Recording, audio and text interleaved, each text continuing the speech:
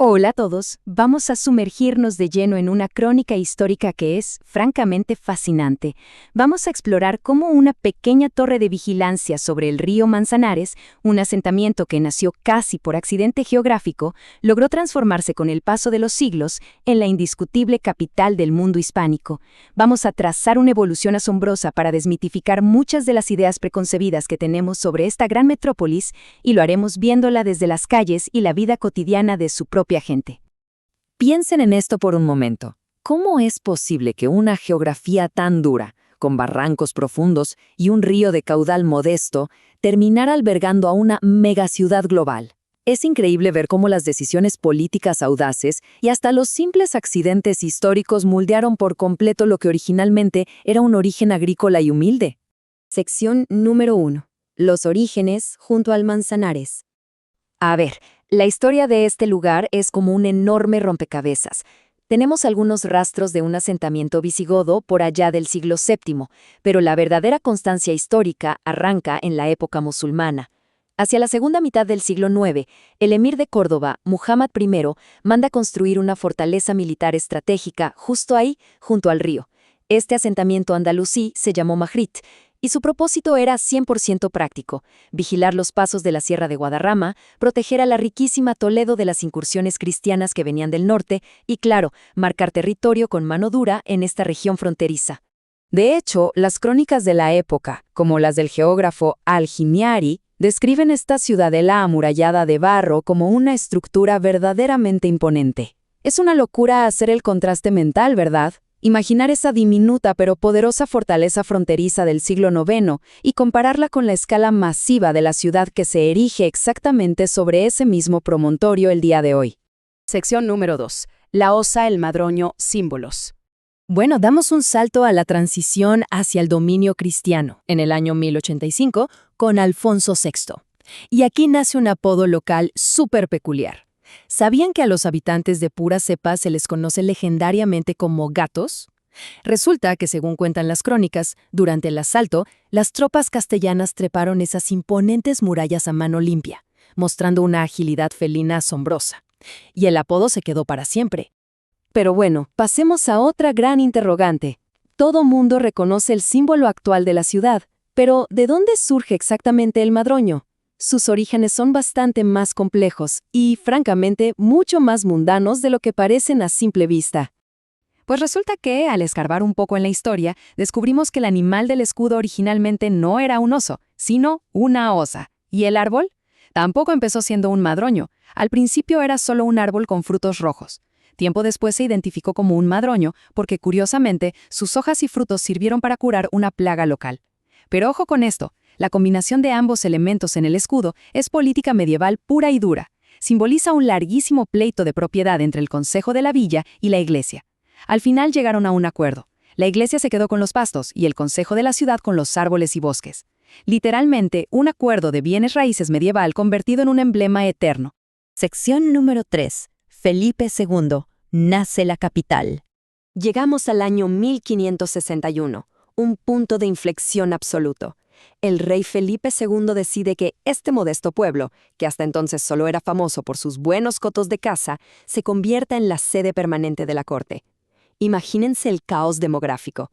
Literalmente de la noche a la mañana, una avalancha de burócratas, cortesanos y buscavidas de todo el inmenso imperio español inundó las estrechas calles, alterando por completo la tranquilidad local. Y claro, el gran tema aquí es cómo lidió la población con esta invasión repentina. Pues aquí aparece la temida carga de aposento, o sea, un impuesto real súper pesado e impopular que obligaba a cualquier habitante que tuviera una casa de más de una planta a ceder permanentemente al menos un piso entero para alojar a la gente del rey. Como relatan los cronistas de la época, esto fue un golpe durísimo a la privacidad y a los bolsillos de los vecinos. Pero la gente no se quedó de brazos cruzados. Para evadir legalmente esta imposición, la astucia ciudadana brilló con la invención de las llamadas casas a la malicia. Construían viviendas deliberadamente de una sola planta, con fachadas súper engañosas para ocultar que en realidad tenían más espacio habitable. Así, lograban zafarse de hospedar a los hombres del rey. Es una muestra fantástica de resistencia civil y de ese ingenio callejero que terminó moldeando las primeras calles de la metrópolis. Sección número 4. Luces, sombras y guerras.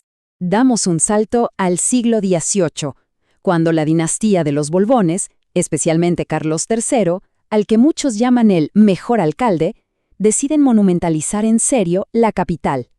Sus proyectos gigantescos como el Salón del Prado y esas inmensas fuentes crearon las bases del paisaje urbano actual.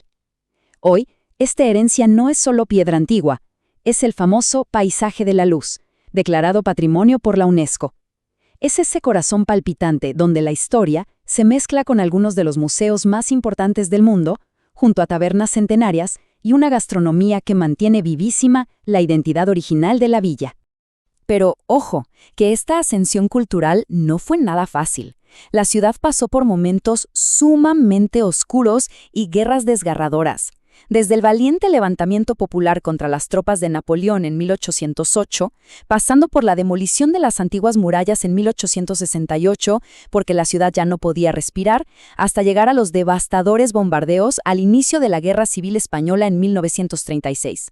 La ciudad sufrió muchísimo, pero su tejido urbano y su gente resistieron cada uno de estos embates de forma asombrosa. Sección número 5. De villa a potencia global. Ya a mediados del siglo XX, para lograr sobrevivir y acomodar a la masiva inmigración rural, la ciudad tomó medidas drásticas. Absorbió, anexando nada más y nada menos que a 13 municipios vecinos enteros en menos de una década. Esto redibujó por completo el mapa, multiplicó su tamaño y preparó el terreno para que se pudieran construir los imponentes rascacielos y distritos de negocios que vemos hoy. Y el resultado de esa explosión es este número. Hoy estamos hablando de un núcleo urbano de más de 3,5 millones de personas, y eso sin contar toda el área metropolitana. Piénsenlo un segundo. El contraste es brutal si recordamos esa pequeña muralla de barro del siglo IX por la que empezamos este recorrido. Además, este salto no fue solo de cantidad de gente. Económicamente, la ciudad despegó de una forma formidable.